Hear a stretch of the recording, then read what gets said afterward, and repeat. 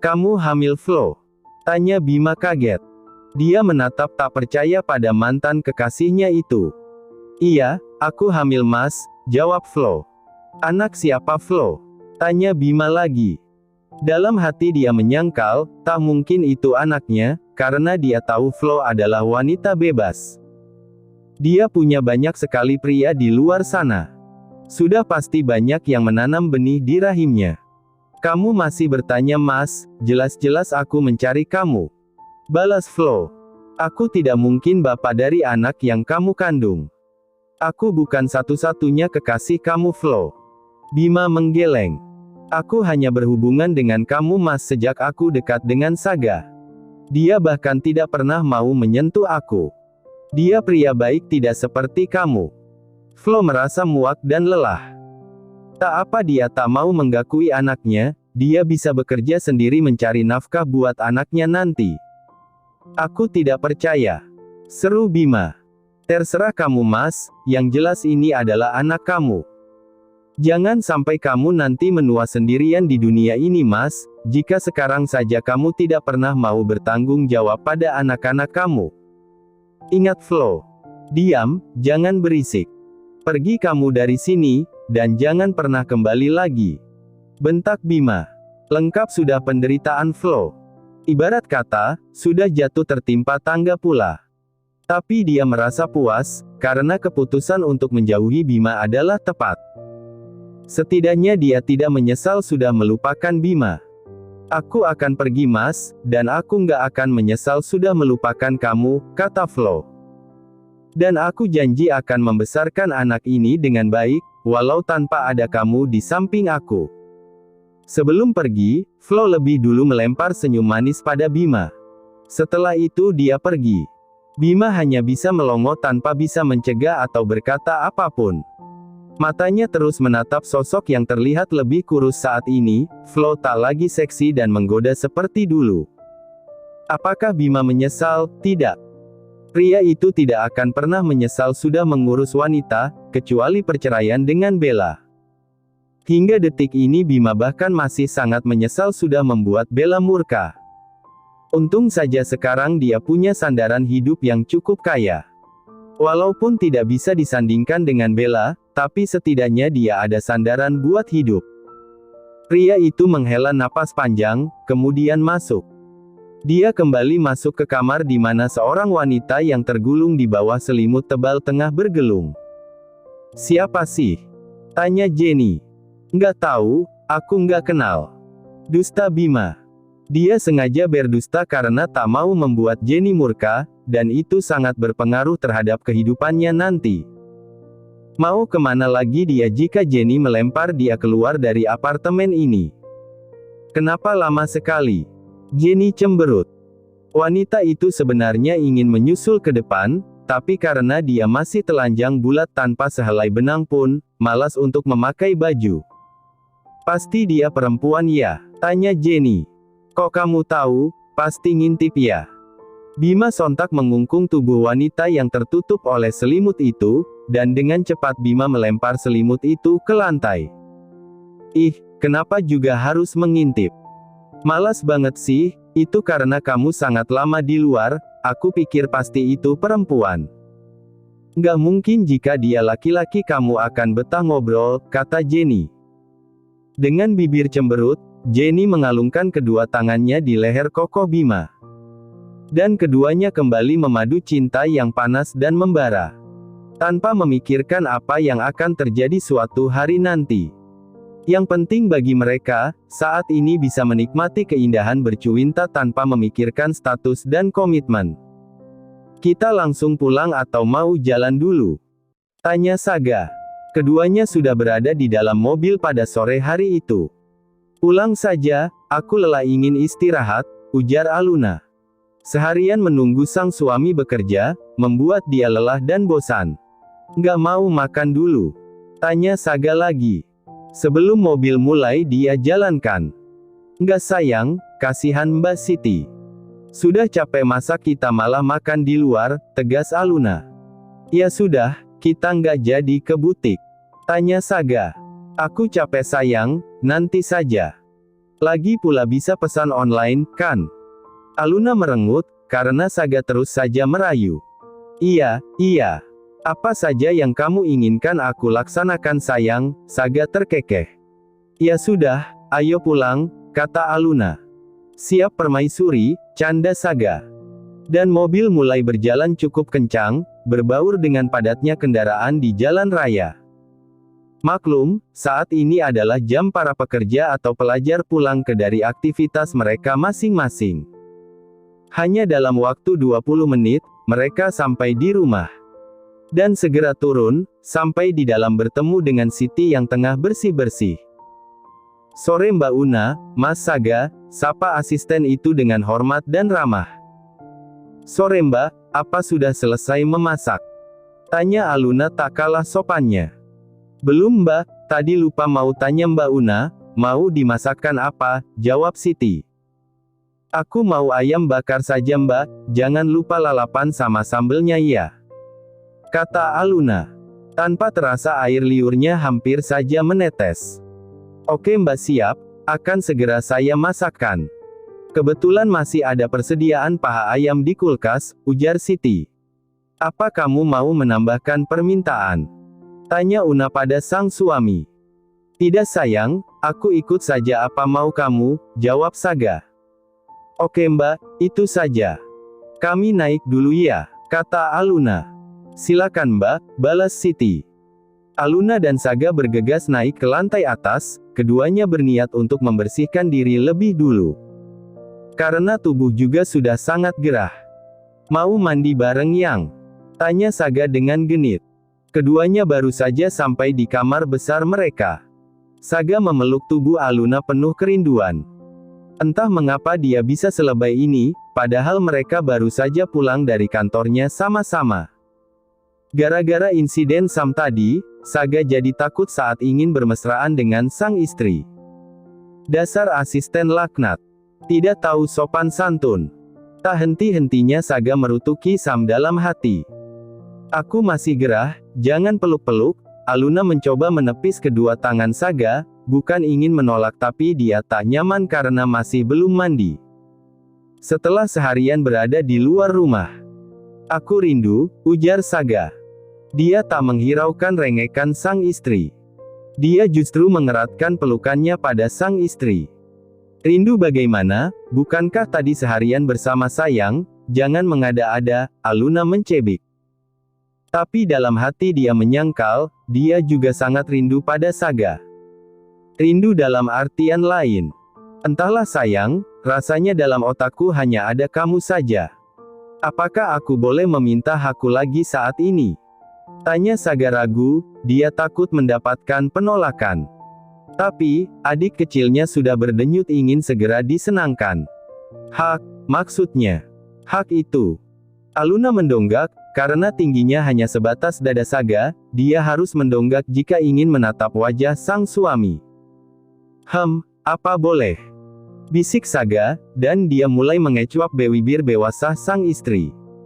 Keduanya larut dalam ciuman yang pewanas dan muembara, sejak menikah baru satu kali mendaki puncak nirwana, karena Aluna yang tiba-tiba sakit, setelah digempur habis-habisan oleh suaminya. Entah bagaimana awalnya, keduanya sudah sama-sama polos dan Aluna sudah terbaring pasrah di atas ranjang. Terima kasih sayang, aku benar-benar mencintaimu. Aku benar-benar puas dan bahagia, kata Saga. Satu kecupan hangat mendarat di kening sang istri, akhir dari penyatuan cinta mereka. Rasa cintanya pada Aluna bertambah besar dan subur. Rasanya dia tak akan bisa berpisah dengan istri kecilnya itu. Sama-sama sayang, tapi tolong segera turun, aku kelelahan, keluh Aluna. Karena sejak tadi Saga masih betah di atas tubuhnya.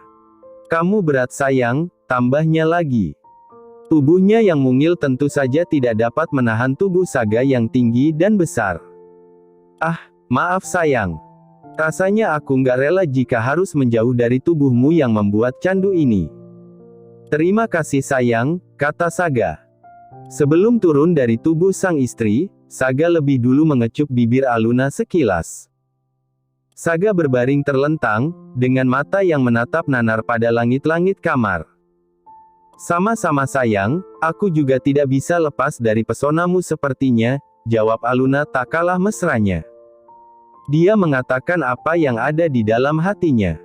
Benar-benar jujur, tak ada yang dia sembunyikan.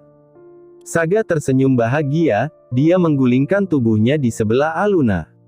Sejenak dia sadar jika dia kembali memuntahkan benih di dalam rahim istrinya. Bagaimana jika Aluna hamil, akan jadi apa dia nanti? Sudah pasti Ranti akan menghajarnya habis-habisan. Sayang, maafkan aku, ujar Saga sembari berbaring miring. Ada apa? Aluna menatap Saga dengan penuh tanda tanya. Aku tadi lupa, menumpahkannya di dalam sini, lirih Saga, sembari mengelus perut rata yang kini sudah tertutup selimut. Menumpahkan di sini. Aluna membeo. Dia berusaha menggali apa sebenarnya yang dimaksud Saga. Maksudnya, tadi keluar di dalam. Seharusnya di mana keluarnya? Tanyanya dengan polos. Wajahnya tampak mengernyit heran.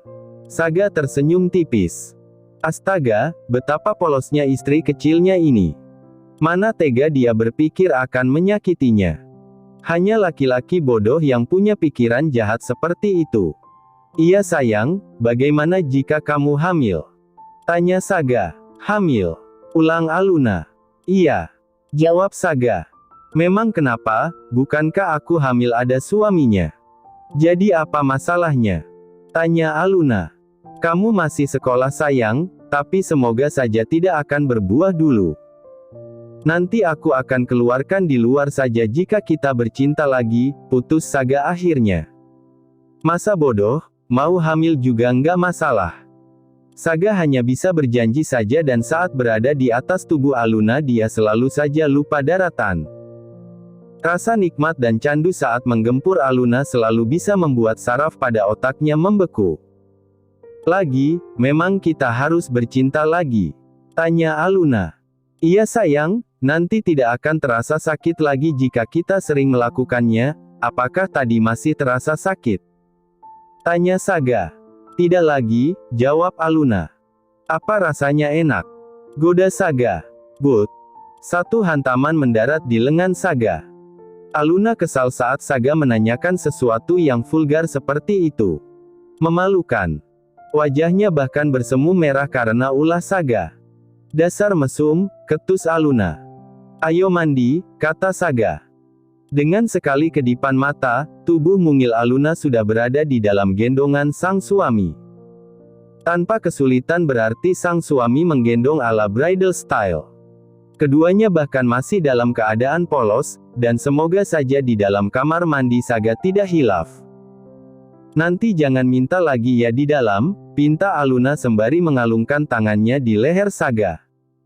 Tidak, aku janji. Hanya mandi saja, kata Saga. Dan keduanya akhirnya masuk ke dalam kamar mandi. Kalian baru pulang? Tanya Ranti, saat melihat Dinara dan Sam baru saja pulang. Setelah pulang dari kantor, Sam menjemput calon istrinya dan mengajaknya mencari cincin. Sebentar lagi hari pernikahan mereka, yang hanya berjarak beberapa hari dengan pernikahan Lani dan Riko. Iya Ma, jawab Dinara. Maaf ya Tan, agak kemalaman. Habisnya calon istriku kebingungan memilih cincin Ma, Sam mengadu pada calon mertuanya. Mereka duduk di ruang tamu. Habisnya semua bagus-bagus Ma, aku jadi bingung, Dinara membela diri. Mas mau aku buatkan minum? Tanya Dinara. Tidak usah, sudah malam. Sebentar lagi aku akan pulang, tolak Sam dengan lembut. Apa semua sudah siap Sam, tidak ada kendala apapun? Tanya Ranti. Alhamdulillah semua lancar Tan, tinggal menghitung hari saja, jawab Sam. Syukurlah, oh iya. Besok hari pernikahan Tante Lani. Mama harap kalian bisa hadir, ingat Ranti pada pasangan muda itu. Semoga saja bisa Tan, jadwal di kantor lagi padat-padatnya. Saya rasa jika bos Saga sudah menghadiri, saya tidak lagi dibutuhkan di sana, kata Sam. Bukankah besok libur Sam? Tanya Ranti lagi. Iya Tan, semoga saja Bos Saga tidak memberikan tugas dadakan, jawab Sam. Nanti akan aku telpon dia, enak saja waktunya libur malah ngasih kerjaan. Bos macam apa dia? Ranti menggerutu. Jangan Tan, nanti saya kena marah Bos, cegah Sam. Karena dia takut jika sang bos akan mengomel padanya. Tahu sendiri seperti apa Saga saat marah, mengalahkan singa jantan saja kegarangannya. Sudah, jangan pikirkan anak itu. Tante yang akan urus, Ranti menenangkan. Segarang-garangnya Saga, pasti akan takluk pada dua wanita saat ini. Sang mama dan sang istri. Mungkin saat ini Aluna adalah pemenang hati Saga. Terserah tante saja, sahut Sam pasrah. Dia tak bisa berkata apa-apa lagi. Setelah dirasa malam semakin larut dan tak ada lagi yang harus diobrolkan, Sam segera pamit pulang. Ma, aku antar ke depan dulu ya. Pamit Dinara. Ya, jangan lama-lama, segera masuk. Sebentar lagi kalian sudah akan menikah, ditahan dulu bermesraannya, ingat Ranti. Ish mama, aku ngerti. Jangan berpikir buruk padaku, Dinara cemberut. Dia mengikuti langkah kaki sang kekasih ke depan. Gadis cantik itu mengantar hingga Sam masuk mobil. Aku pulang ya. Pamit Sam pada Dinara. Iya, hati-hati ya. Jangan ngebut. Jangan lupa chat jika sampai di rumah, ingat Dinara. Dia tahu bagaimana sifat Sam, selalu saja mengabaikan hal penting seperti itu. Jika saja dia tidak cerewet, entah akan jadi apa hubungan mereka. Iya sayang, aku tahu. Kamu cepat tidur, ingat harus mimpi aku, ujar Sam posesif. Iya, nanti sebelum tidur aku bakal berdoa. Aku mau mimpi bertemu kekasih hatiku yang tampan ini, balas Dinara. Love you, kata Sam. Dia memberikan kecupan di udara pada Dinara. Love you too, bye, balas Dinara dengan bibir yang mengerucut menggoda. Apa tidak ada ciuman penyemangat? Tanya Sam lagi, sembari dia menyalakan mobil. Tahan dulu sayang, bukankah kata mama seperti itu tadi? Ditahan dulu sebentar lagi aku akan jadi milikmu selamanya, jawab Dinara. Ah, baiklah. Aku akan menahannya, setelah kita menikah aku akan mengurung kamu di kamar 1 bulan, janji Sam dengan penuh semangat. Otaknya sudah dipenuhi oleh kegiatan yang menyenangkan selama 1 bulan bersama Dinara nanti. Apa, 1 bulan? Mau apa di dalam kamar selama itu? Dinara memekik tertahan. Ada-ada saja memang Sam. Terima kasih sudah menonton, guys. Jangan lupa klik like jika kalian menikmati cerita ini, subscribe untuk update konten seru lainnya, dan tinggalkan komentar di bawah tentang apa yang kalian pikirkan atau cerita apa yang ingin kalian dengar selanjutnya. Dukungan kalian sangat berarti. Sampai jumpa di video berikutnya.